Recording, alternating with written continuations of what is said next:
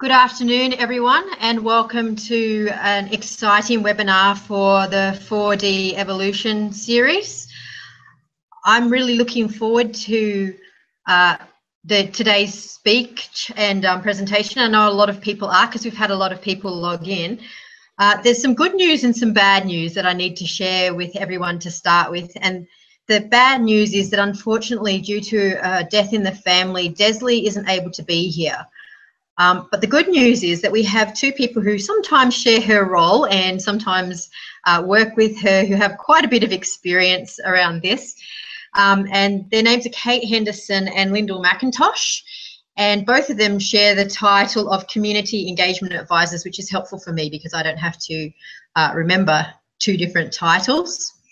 Now, I'm sure you appreciate that this has been quite last minute for both Desley and Kate and Lyndal. So there's been a little bit of a change in the way that we'll be presenting today because of that. And so what I'll do first is start by presenting very briefly the three questions that we asked them to look at and to address, and then Kate and Lyndal will go on and show us a couple of PowerPoint presentations and talk to that. So I'll just show you briefly the questions that we asked them to look at first. And the questions that we asked them to look at were these ones here, which I'm just pulling up.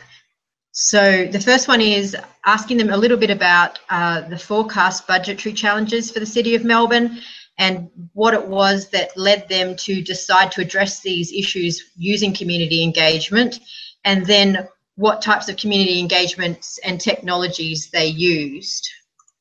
So I might hand over to Kate and Lyndal and see if they're able to just say hello and talk us through how they answered those questions and what City of Melbourne did to address those budgetary challenges.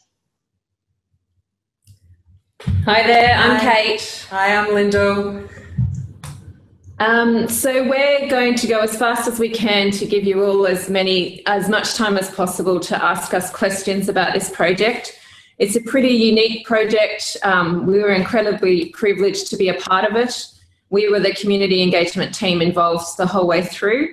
But the story is really about a partnership between our financial services team and the community engagement and comms team. So I wanted to start by showing you just quickly a map. This is, we're a capital city council, but we're not huge. We're about 30 square kilometres and we've got about 16 suburbs in our municipality. And we've had a really strong credit rating for many, many years, for about a decade. We've had AAA credit rating. And so our chief financial officer always stressed that we didn't have any financial problems as such, but we had made a lot of long-term commitments. So we were putting aside things like $250 million for the Queen Victoria Market redevelopment, and a massive budget for open space planning, urban forest. So when you looked at our financials over a 15-year period, we actually had a really significant problem. And we also knew that there were going to be drivers influencing the city, obviously, for the next 10 years. And there, you should be able to see them up on your screen now. So like I was mentioning, the urban renewal, unprecedented growth for the city and population doubling, over the next 30 years.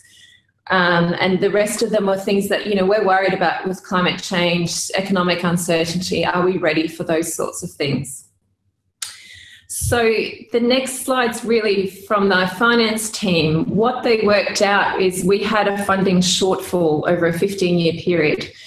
And their proposal to council was that we needed to do a 10-year financial plan. We'd only ever been doing annual plans and budgets, but it was time to us to, really plan for the future.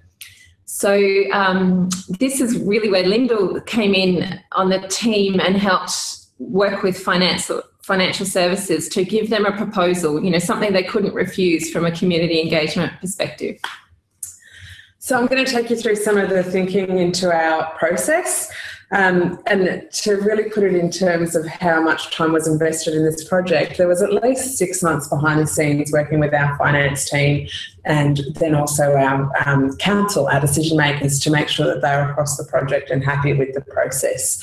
Part of that process was determining what the overarching question was, and it had to have that balance between meeting finance's needs, council's needs, and also that it was attractive for the community to actually engage in it. So the top question was, how can we remain one of the most livable cities in the world while addressing our future financial challenges?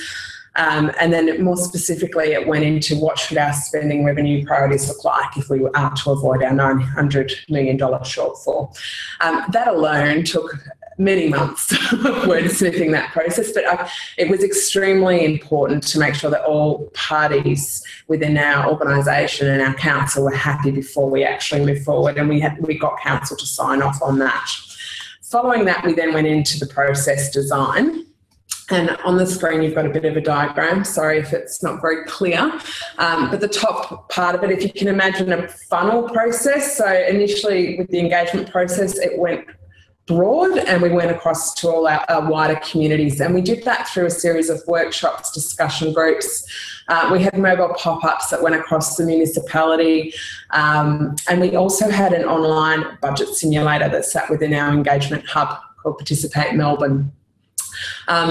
It was an important part of our process to look at what our broader community were thinking on this wicked topic, wicked issue to solve, and then we used their sentiment and thinking to then go down the funnel through a process that went into the People's Panel, which Kate will talk about in a bit more detail.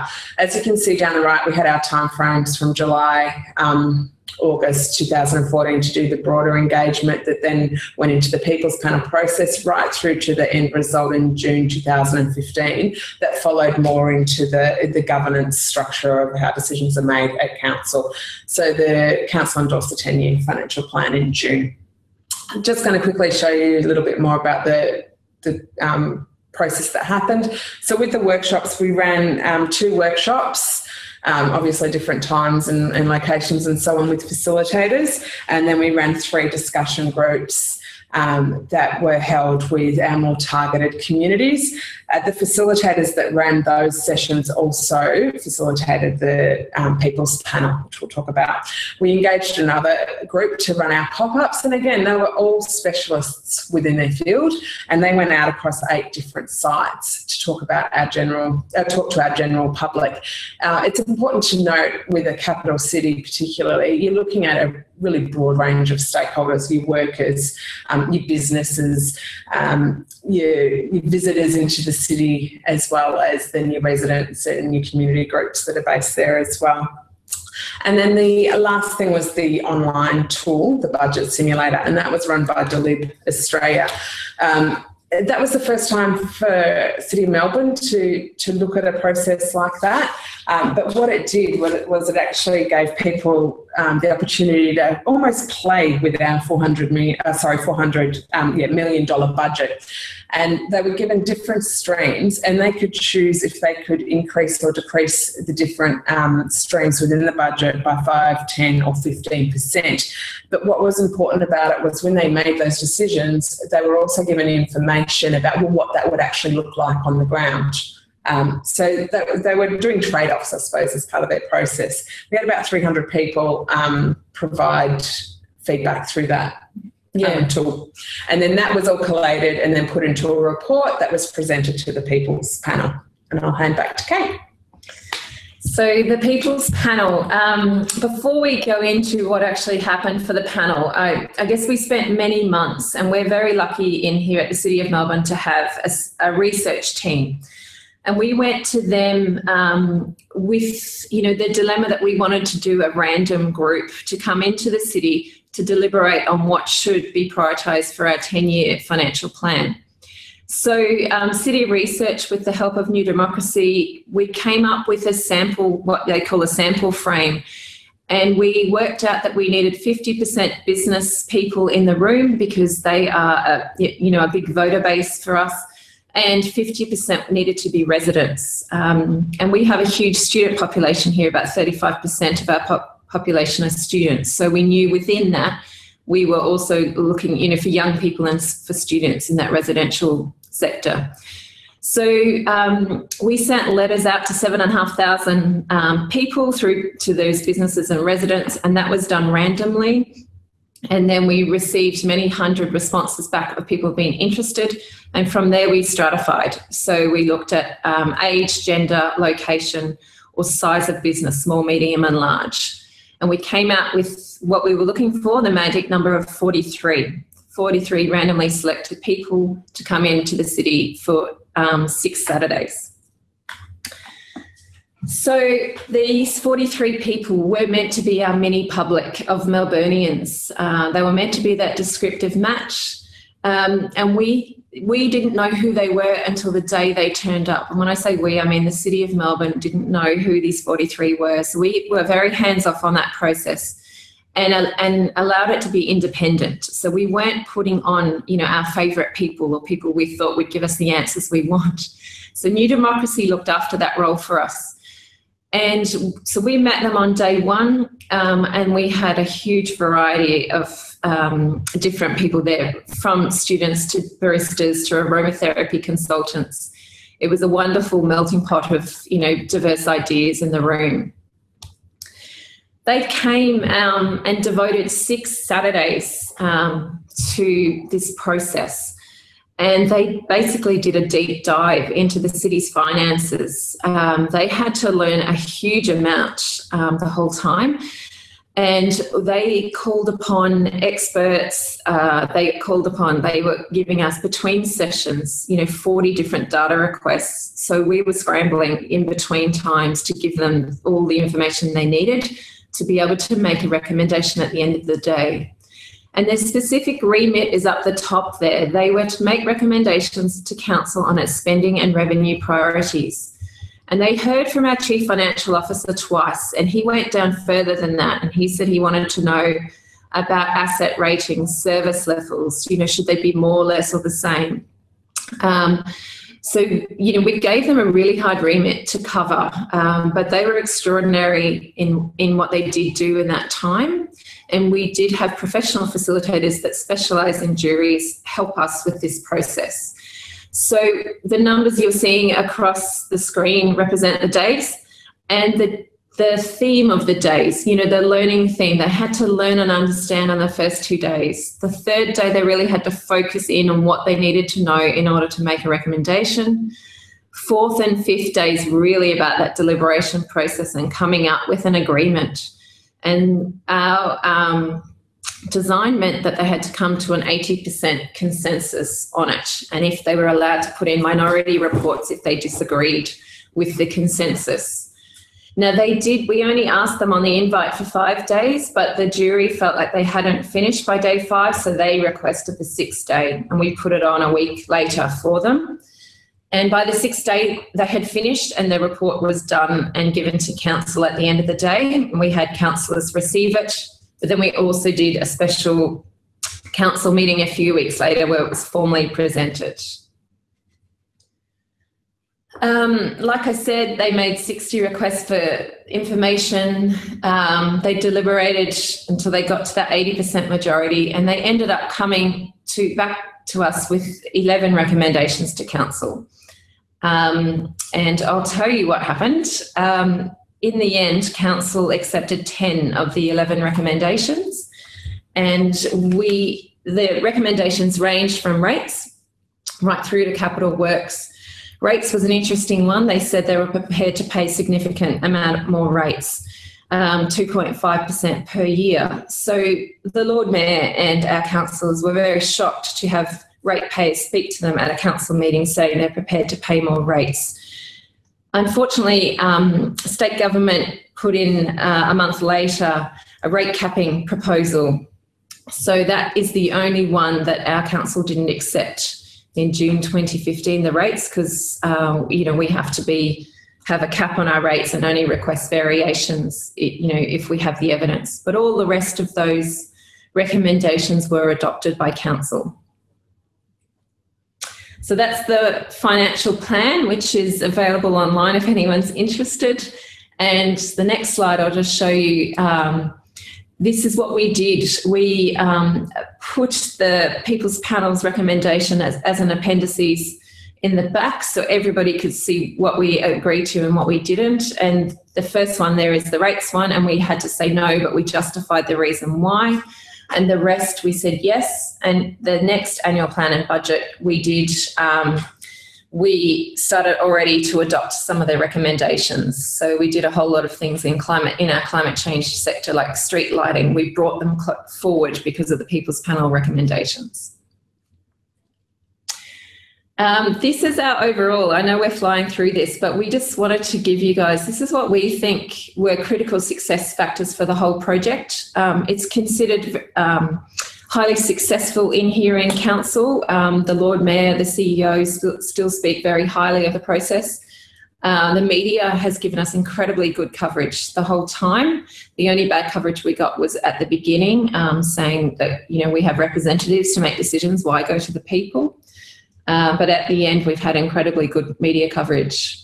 And the other things we said that this, I can live with it test, this 80% consensus, asking people, can you live with it, got a lot of people across the line. They may not have loved it, but they often said to a recommendation they could live with it. And it basically meant the group got to a decision. So that test really worked well. The facilitation was critical for this process. We can't emphasise that enough. And we still agree that we were right to stay independent from that random selection process. So no one has accused us of, you know, getting involved, meddling with it. And we had to keep decision makers and the media along for the ride the whole time. And we didn't know what the media would say, but the Age reporter followed the whole process. And we had to just hope, you know, that it would be a good story at the end of the day, which it was. So I'll leave it there and open it up to questions for Lyndal and myself. So thank you for that presentation. I'll just put a couple of questions up on screen. The first one's a pretty simple, straightforward one, hopefully, and that is, how many councillors do we have in the City of Melbourne? Oh, we've lost you. Oh, no, there you are. We've got 11. So you have 11 councillors in the City of Melbourne. Okay, that I'm not sure. The second question that I had was about the budget simulator. Is that an app that people can, I suppose, buy or contract? Can you tell us a little bit about that? So we worked with Delib Australia that helped design that tool for us, and their actual tool is about putting in trade-offs, and people can actually play with it a little bit. So we worked with that company, and it is an app that then sat on our Participate Melbourne, which is our digital engagement hub, and so it sat within our space that we had, our hardware. Yeah, so it was a software thing that we could insert into Participate Melbourne. It also got into the Age as well, so you know, they did a great job sort of pulling that together for us, and that's one of their core business budget simulator tools. Sure. So we might maybe provide a link to the City of Melbourne page for the Participate Melbourne section that shows maybe a bit more information about the app for people if they're interested sort of further from that. So the next question. Sorry, go. I was just going to say, you can't actually, unfortunately, see the budget simulator. You can go into Delib Australia, and I think they've got a historical record of it. Yep. But the website that we used at the time has sort of been archived, and it can't be accessed anymore, unfortunately. Sure. So we will get we'll just get some information about the company that provided that and add it, because I've had a couple of questions about that. The next question that we have was a question about the cost of the project. So what was the dollar value of the citizens' jury and the whole thing? The whole thing, we allocated about 150,000. We paid jurors, obviously venue and catering cost a fortune, the consultants that we used, and we probably went a tiny bit over that in the end because of the 6th day that was requested. So it was a fair spend. We've had an evaluation, an independent evaluation done, and their finding was that it was good value for money because we were trying to save a $900 million shortfall. So that cost at the end, you know, from a finance perspective, was worth it because the People's Panel found savings in the budget over a 10-year period.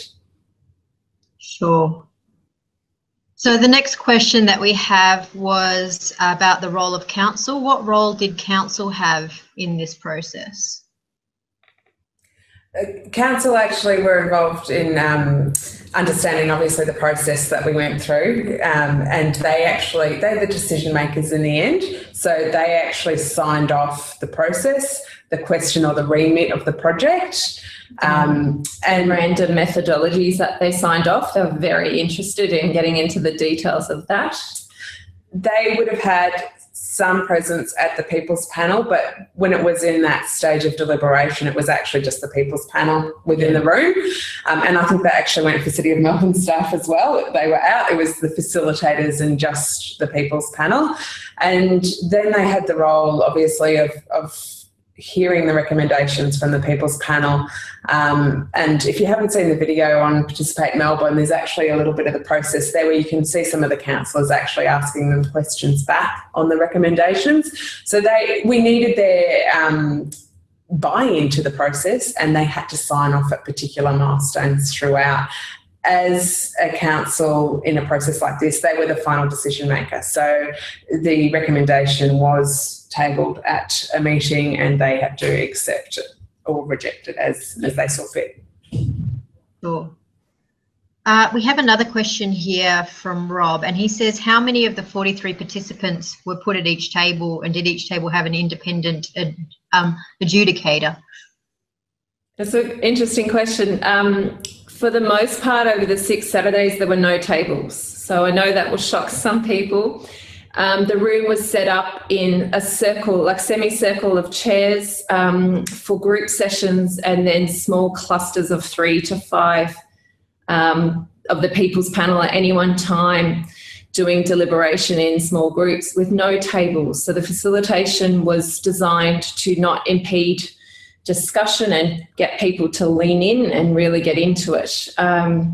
And there was no independent adjudicators. They self-looked after each other, but we did have 3 facilitators. So we were quite stacked at the facilitation end, and they were watching every part of the process, you know, and making sure everybody stayed involved. The other part of the story is we hardly had a drop-off. You know, of the 40, we actually had 46 that started, and by the last day we had 39. So it's an incredibly high rate of, you know, keeping the panel interested. And we had people, because of that 6-day fly back from Cairns, fly back from holidays, cancel birthday parties. So, and one person, his wife went into labour for that last day, and he was sending text messages in of what recommendation he wanted to make sure got into it. So the commitment, once they got into the room, we had them, you know, they were committed. Sounds like a way to make yourself popular with your wife, giving labour. Yeah. I've got some serious questions again. How did you manage the expectations from the community following the panel's process?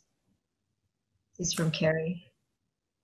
Yeah, that's an interesting one. There has been, well, at the beginning, some particularly residents groups and very active people were very upset they weren't on the panel.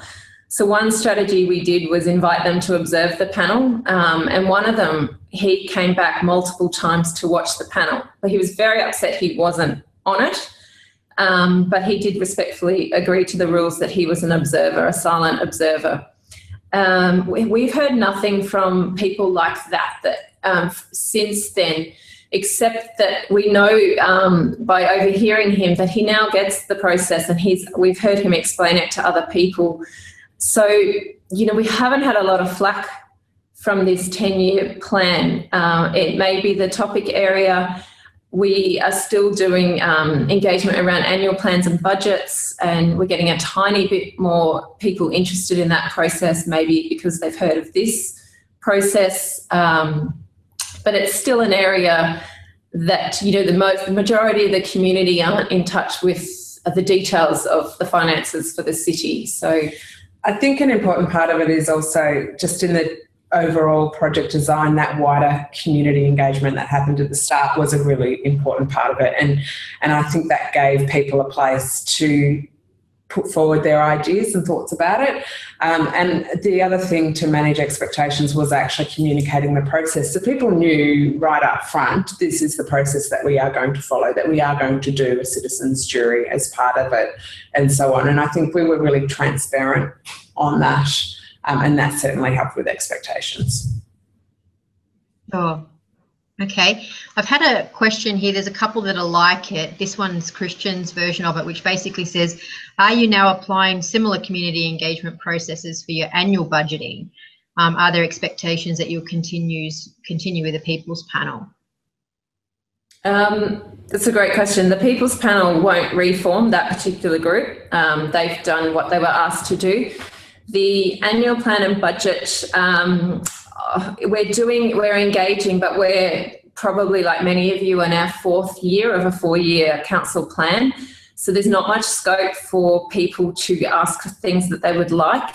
So we are planning for the next council plan that we're about to develop, the 4-year council plan, to engage in a big way for that, and then scale it back year on year, because, you know, we'll do the big engagement at the front end of that, and then it will be business as usual and just checking in with the community. Are we on track more so? So I hope that answers that question. But yeah, the last 2 annual plans and budgets, we have let the People's Panel inform it to a great degree, and then we've done engagement, but not a big scale engagement process. We are currently undertaking a process, though, that would be reasonably similar, that it would have a citizens jury process. It would have that wider community engagement approach as well, and that's Future Melbourne that's currently active as well. So it has been used again. However, you've got to choose the right project for it. It doesn't fit every project, and as you've heard, you know, it takes considerable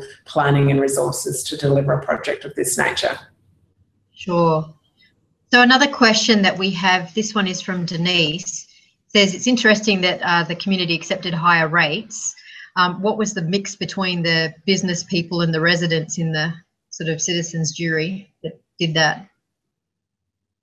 Does that mean that was the 50-50 mix, business to residents? And it was a consensus decision to raise rates. So they realised going through the deliberations that they wanted more services, not less, from council. So one of the ways to find the money was to raise rates, and they found other areas to cut. So 10% off our capital works budgets and 1% efficiency year on year for council. So it was a mixture of raising things and reducing in other areas. The next question was sort of related to that. So if you're happy to expand on that a little bit more, Pat was saying what areas of savings were identified by the community? Yeah, so capital works, just council efficiencies, which, you know, we're implementing, and others will stay the same. Keep community services the same, keep climate change commitments the same. And our Queen Victoria Market one, the huge financial commitment we've made there, they asked to save money there and cut some of that budget as well. Okay, yep. There's a question here from Paul saying, was there any guarantee that the councillors would support the recommendations of the panel? That's a great question. There was no guarantees. That's the sort of thing that kept us up at night. And hence why we invited, well, like Lyndal said, we had the councillors involved in all the planning stages, signing off on every part of the process. And also for the People's Panel, we had councillors get in front of the People's Panel twice.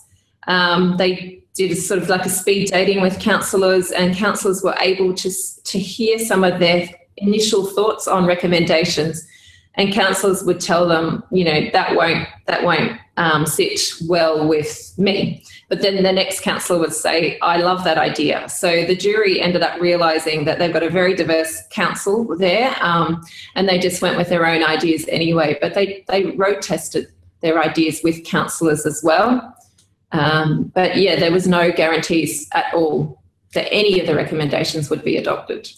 And that discussion happened before the project actually went live from a public's perspective. And as Kate said, you know, that was the 6-month discussion, and there was a lot of toing and froing with that. I think what is important is that we then could communicate that straight up front as far as the People's Panel was concerned in their remit as well. So it wasn't something that came out at the end. It actually, we knew that going into the project, that that's what the councillors were prepared to do.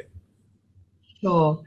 So I know that we're getting close to time, so I might only ask one more question, and my apologies to people who have asked other questions. I'm going to make a couple of copies of those questions and send them through to Kate and Lyndal, and we'll see if we can get some answered. I guess the last question maybe that I might pick up was just about the involvement of staff. I've put in the wrong question. Let me give you the right question. Did staff participate in the deliberation days on Saturdays? Yes, only in terms of observing or helping. So the community engagement team helped, like as logistics, and we were running up to printers and things like that and helping the facilitators. We had senior staff, directors, CEO allowed to come in at any time to watch. But so we didn't get involved in the deliberation. We also had obviously like our chief financial officer and very senior staff in our organisation being requested to speak to the panel. So there were speaker roles as well.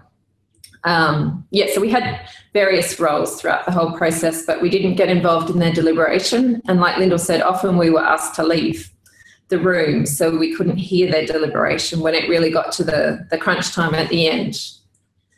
I can't stress enough that that was also part of our initial planning and the discussion. So as an administration, we were really clear on the process and could talk that through with our organisation and our management. So they knew what kind of role that they may play as part of the People's Panel. Sure. The last question, there's sort of a combination of questions around this, and the question is really about who drew up the questions that the jury were being asked, or were there things that the jury were told that were off limits, or was the idea of the shortfall, the $900 million shortfall over 15 years projected, what was given them? I know that's sort of 3 questions together, but it's basically about what was the citizens' jury told and what were they not told, I guess. I can't think of anything they were not told. They were given basically open access to our chief financial officer. So as many of you know, they know almost everything about the organisation. They had our entire budget, and they had all the financial forecast for the next 15 years. So financially, they had, you know, all the details they needed. And then they would request more information about particular strategies or plans to then scrutinise them in detail. There was really nothing off limits. So, you know, we gave them a remit, but the remit was fairly broad. So we gave them a remit, but we didn't give them, I guess that is questions, but we didn't actually then say they need to do this, this and this. The panel, once they got started, they took control of what they needed to know and who they needed to hear from. So we are unfortunately at the end of the webinar, and I want to thank both of you so much, because I know that you had to step in yesterday effectively for today, and that's very short notice. And I think the variety and number of questions shows just how interested people are in this topic and how impressed they are. I will make sure that I get those additional questions out to you, and I do send individual emails out to people to sort of show them what we're doing. I'm just going to do a very quick screen share just to let you know what's going to happen next. So the next webinar is going to focus specifically on the technology for participatory budgeting. It is a different technology to what City of Melbourne did, but it is being run by Bang the Table, and we're really lucky to have Crispin. For those of you who've done a bit around community engagement, you'll know that Bang the Table was one of the sort of lead organisations for community engagement for local government in Australia and now in many other countries as well. And I just wanted to let everyone know at the end that the recordings for this webinar will be available on the 4D Evolution website. We'll send them out to you by email. And if you asked additional questions, then we'll make sure that we get that information either on the 4D Evolution webpage, or we may answer some of those questions from people individually. Thank you all for attending. It's been lovely and lively, and I'm sure you found it all very interesting. And thank you once again, Kate and Lyndal. And I look forward to hearing about your next community participation process, and maybe we'll manage to get Desley in a room as well then. Thank you. Thank you very much. Talk soon. Bye.